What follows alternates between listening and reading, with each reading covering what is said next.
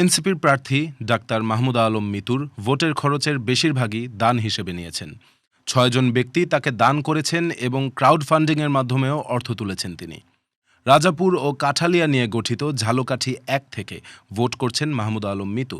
এই চিকিৎসকের বছরে আয় ৩ লাখ টাকা।